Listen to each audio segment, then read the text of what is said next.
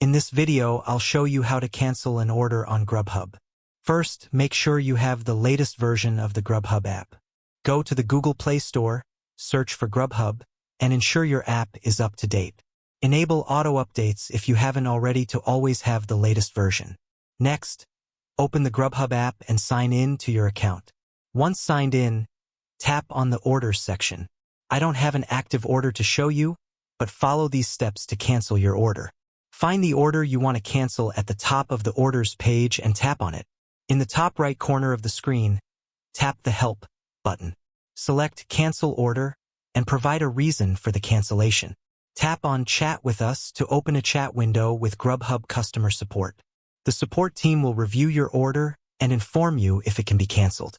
Remember, if the restaurant has already prepared and sent your order, you may not be able to cancel it.